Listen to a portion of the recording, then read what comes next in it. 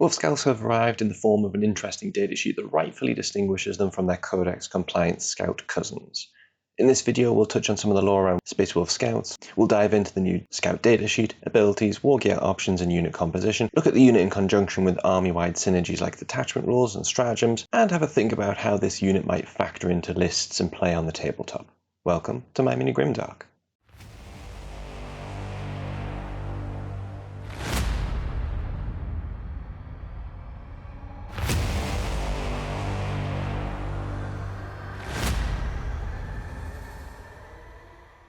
Space Wolf Scouts aren't like Codex compliant Scouts. In fact, they're a perfect example of how Space Wolves diverge from many of the other Space Marine chapters. Where compliant chapters like Ultramarines, Imperial Fists, or Vanguard have scout companies for their new recruits and will draw from these to bring the fresh rookies into the fold, Space Wolves believe that their new recruits are not best trained in espionage, but rather thrown into the Vanguard as bloodclaws, forced to earn their place in the company through their deeds on the battlefield. But as we know, Space Wolves do have scout units.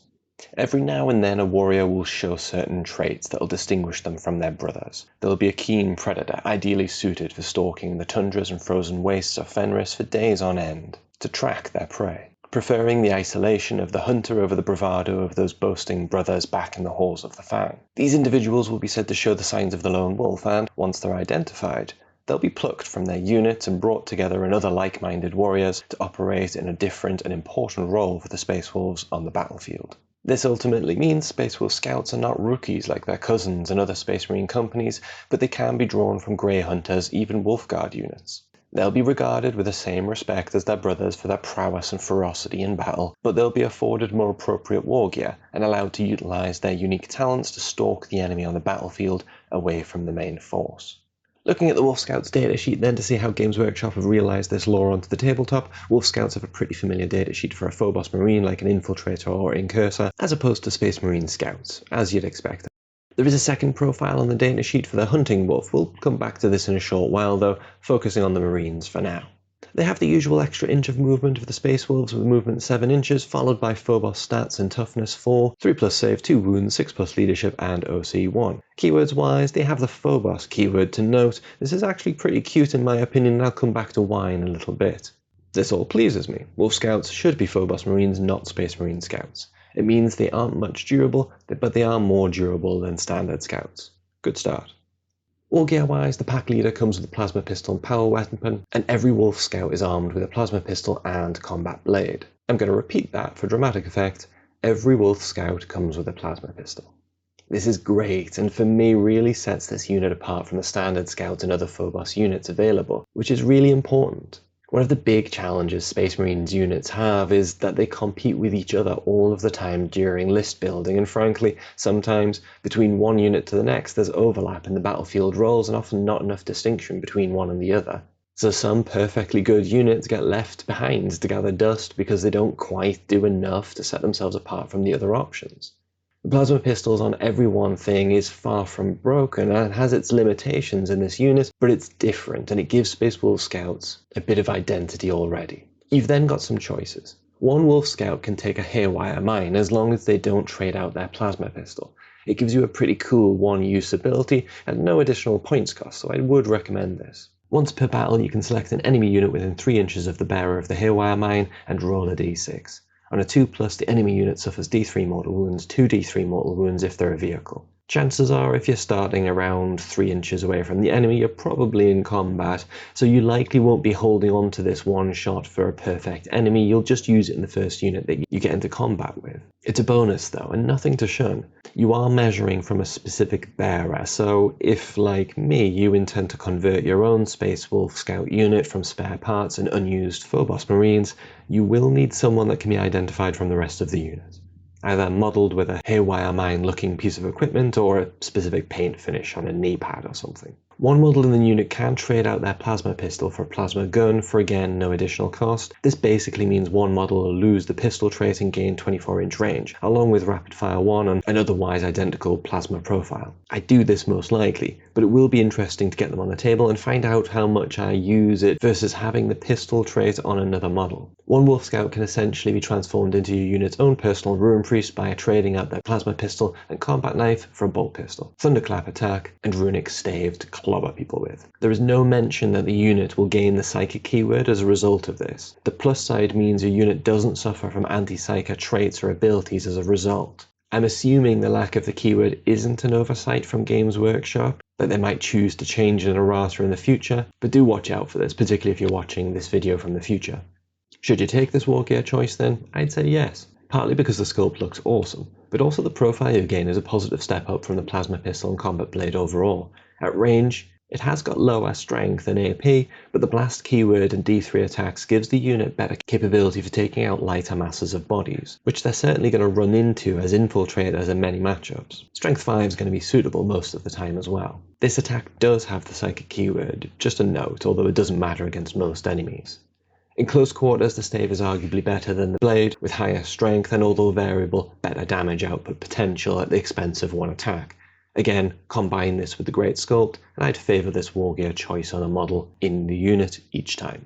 All of this is good so far. It feels on brand for classic Space Wolf vibes, and your options are solid, and honestly, you could decide not to take them and have a slightly different unit to function just as well on the tabletop. The final Wargear choice for the Scouts is dependent on the unit size, unfortunately. You won't get this choice in a 6 model unit, but if you double down on a 12 model unit, which I won't lie is a bigger points commitment for this kind of unit than I typically like, as we'll see in a little bit, you can equip the model with an Instigator bolt carbine, as well as the precision trait. It's 24-inch range, strength 4 with AP-2 and damage 2. It's solid. The AP-2 and damage 2 in particular is useful for the unit, but you would live without it as well. At the end of the day, it's only one attack hitting on a 3+. Part of me thinks I might even prefer to have the plasma pistol in more situations than not if I was running a bigger block of the Scouts, since I'm less likely to sit them in one place to shoot things from range anyway. I honestly suspect this Wargear choice won't see much use.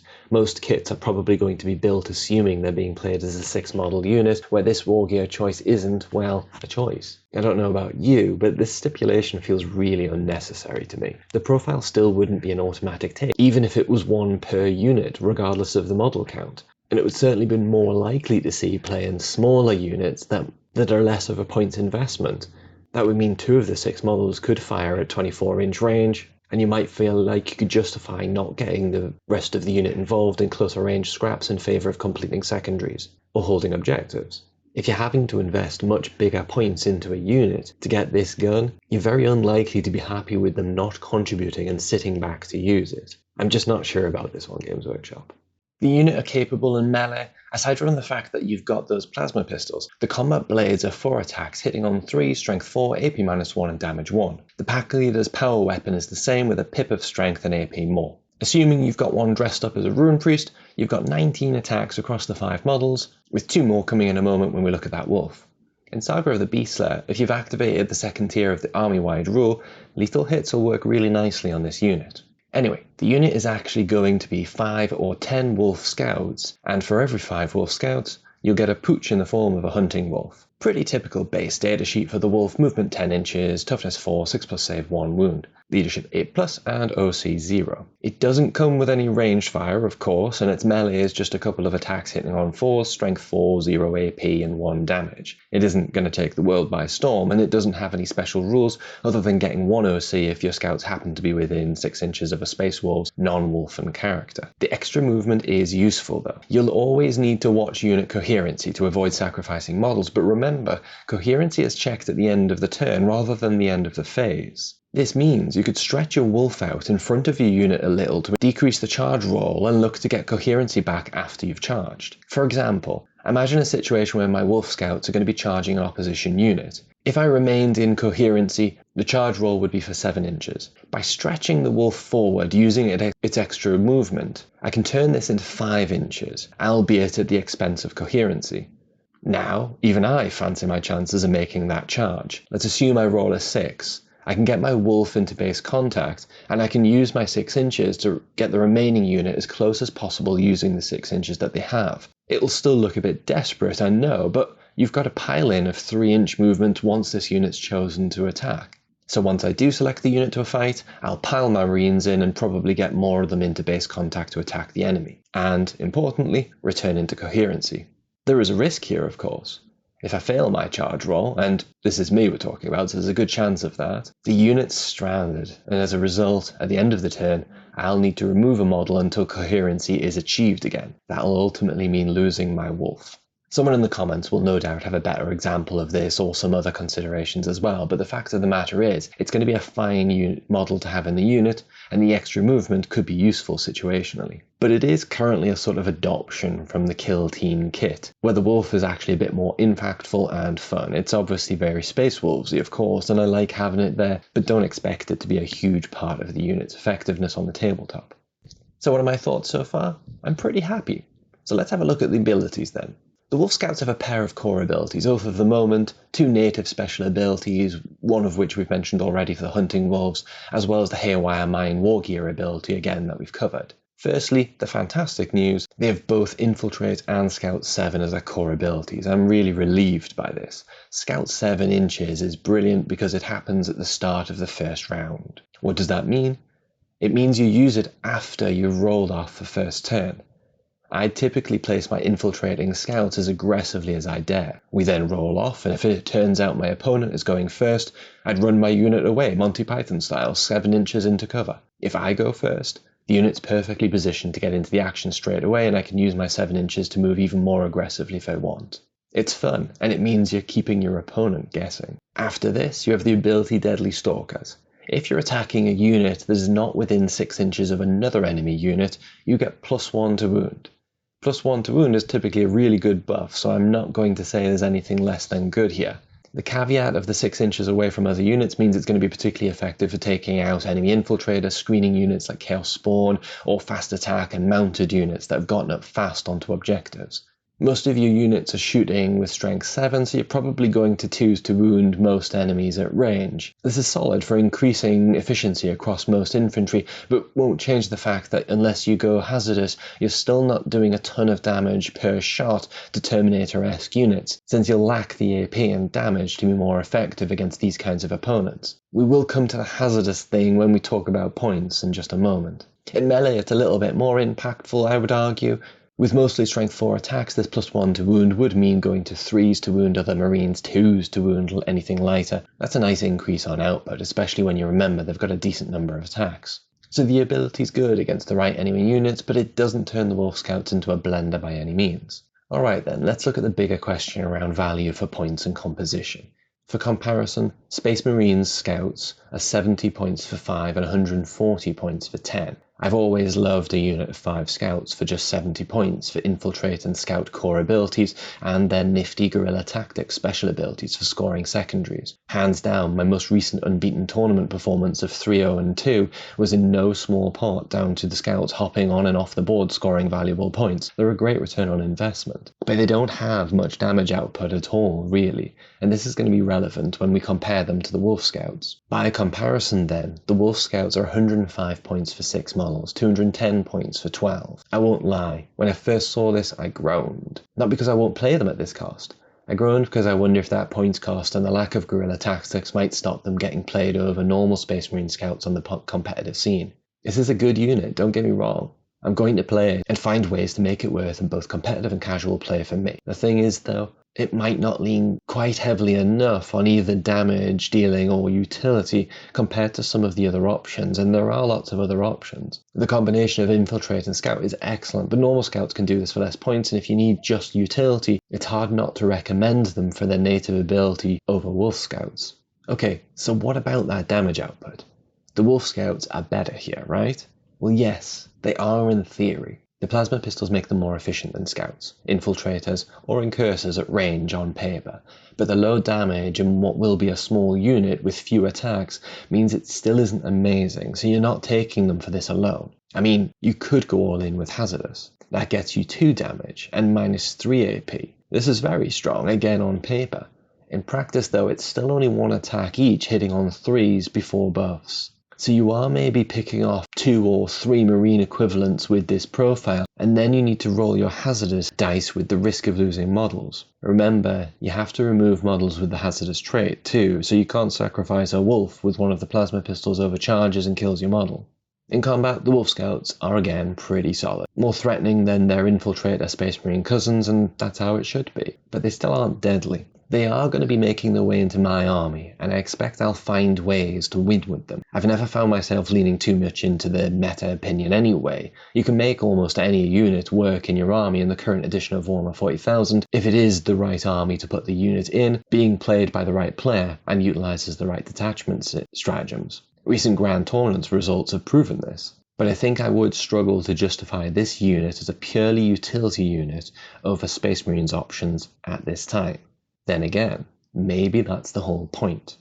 Maybe this isn't just a utility unit at all, really, and the fact that it's able to contribute with damage output means it's going to sit nicely in the Space Wolves detachments. I hope so, and I'm already thinking of ways to make this squad work as a shock assault unit. Perhaps even as a 12-strong unit. Infiltrating forward with Scout 7 and access to reactive moves and stratagems would make them well placed to get the jump on the opponent. At this stage, that's actually a lot of plasma weapons and combat blades coming to bear very early in the game. They just don't have the durability to survive much counterpunch though, so this is probably a suicide mission for a 200-point unit, and whether it's viable will be determined on how much damage it does before it's destroyed. I will say this, I'm genuinely looking forward to getting a unit or two on the tabletop to give this a go. The profile is different enough, but by honouring the infiltrator and scout keywords, it feels as though it's also quite familiar, which I like. One final note, speculative, before we move on to detachments and stratagem synergies. I wonder if standard Space Marine scouts are going to be restricted to non-Space Wolves Astartes armies going forward in the same way Devastators have been with the once existence of Space Wolves Longfangs. I'd be surprised if Games Workshop bothered to do this anytime in 10th edition at this late stage. But I wouldn't be at all surprised to see the restriction in place for 11th edition. The Space Marine Scouts don't really fit into the lore for Space Wolves, and now that the chapter has a dedicated unit, well, it feels like this would be the logical next step. Speculation again to consider, nothing more at this stage. Alright, detachments. I'm going to ignore Saga of the Bolts, and Scouts have no leader to take advantage of for the detachment at this time. Instead, I'm going to drop one of the Codex Space Marines detachments into the mix. Starting with the most commonly played Space Wolves detachment, of course, the Saga of the Beastslayer. In terms of the army rule, you're not likely to throw the unit into characters, monsters and vehicles necessarily, so lethal hits will be most impactful once you close out the Saga and get it on everything, particularly in combat where the unit puts out plenty of attacks for so few models. Stratagems wise, there are a few standouts for the unit that they'll enjoy. Thunderous Pursuit is a great one for early game in particular. The unit's probably going to be a target of first turn charges against fast moving melee opponents, and short range armies will again close the distance to get rid of your infiltrators and point scorers. For a CP, you can reactively move when the opponent moves within 9 inches, and unlike non-Space Wolves Space Marine Scouts, which would roll a d6 for that reactive move, Space Wolves units get an automatic 6-inch reactive move. This is really useful for keeping the unit alive or for blocking lanes, remembering they're already going to have great board positioning early on thanks to being able to infiltrate and scout. I'd normally pick out Unbridled Ferocity for 1 CP for +1 to wound, but of course your native ability might grant you this for free anyway. And remember, these two won't typically stack in most situations. After this, in Saga of the Hunter, the unit makes a great second unit in to get +1 to hit, because they'll already have a strong board positioning, and you could potentially get a pack of Hunting Wolves forward, or Thunderwolf Cavalry, Fenrisian Wolves, to support them in combat if they're a bit more isolated.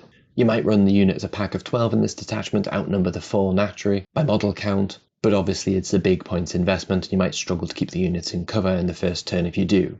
It's a shame that the army rule is tricky to activate in this detachment, because I actually really like the enhancements and stratagems available. Regardless, Marked for Destruction is great for your infiltrating units, as they'll usually be able to get line of sight on the opposition more easily. Overwhelming Onslaught to make the unit harder to hit might be good for keeping the unit alive and on objective as well. Potentially the one I'm considering the most of these choices though, Envelop and Ensnare for 1 CP to increase your piling to 6 inches instead of 3 inches.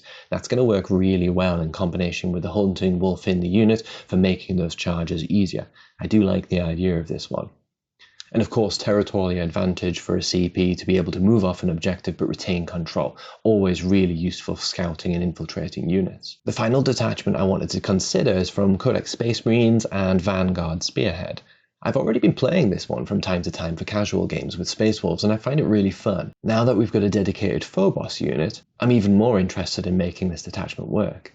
First off, the detachment rule was great for an army that doesn't want to play ranged ping pong with the enemy. Every time your units are targeted by the enemy, your opponent's at -1 to hit, and you get the benefit of cover if the enemy unit is outside of 12 inches. For your scouts, this is a reassurance, but given that they're more likely to finding themselves within 12 inches a lot of the time to be in range with their plasma pistols, this might not be so beneficial. Stratagems then, a deadly prize is like territorial advantage, but your controlled objective can do mortal wounds to the enemy as well. This is really great for infiltrators that can nab the mid-table objective and then back off into some cover. You can protect it with your plasma pistols or combat blades, and even if the opponent gets some models onto the objective, they might still get punished. Go to ground is a good one for a CP, gives the models in your unit a 6+ invulnerable save and the benefit of cover. Situationally, particularly as a last-ditch effort to keep the models alive to score some objectives, you'll always want to keep this one in mind. The one I think I really like for Wolf Scouts in this detachment is Calculating Feint for 1 CP. Because they've got the Phobos keyword, they can reactively move 6 inches when they're chosen as a target of a charge, as long as they aren't already in engagement range. This is going to be great for Wolf Scouts. You can use it one of 2 ways primarily. One way, to keep them alive and either lengthen the charge range that your opponent's going to have to make, or get them out of charge range altogether, potentially leaving the enemy unit stranded with no one else to charge. 2. Close the gap to your enemy so that they can't charge you onto an objective. You'll likely be sacrificing the unit, but late in game, if your opponent needs points more than you do, this is a really valid strategy for keeping them from being able to score. And finally, Guerrilla Tactics for 1 CP. Because they have the Phobos keyword, you can lift this unit and another Phobos or Scout Squad unit off the board and into reserves to come in later somewhere else. Great for scoring secondaries and objectives. Side note, you can pick up a normal Astartes unit too, but you'll only get to use it on 1 unit if you do. I like it for Space Wolves though, great for repositioning Wolfen or Head Takers units in particular. Final thoughts on Wolf Scouts then. For me personally, I'm generally pretty pleased with what we've got. I doubt there'll be an auto take, and they're going to be competing with a number of arguably better defined units for utility. But without having rolled any dice with them at this stage, I do think they have enough going for them to make them playable, and I'm absolutely going to bring in at least 1 unit into my army. I suspect 6 strong units will be the way to go if you're using them for scoring points and ground control. And for the latter, by the way, they should be stronger than the other infiltrating units due to their output. But I'm really interested to try them as a 12-strong unit, wondering if their damage output is enough with all of those plasma pistols to use them as a shock assault squad, rather than a utility unit. They'll inevitably die on the clapback, so ultimately it's going to depend on how much damage they do before that happens as to whether this purpose makes them viable. What do you think? Keen to give the unit a go, or you're left feeling a little wanting? Thanks for watching. Keep hobbying.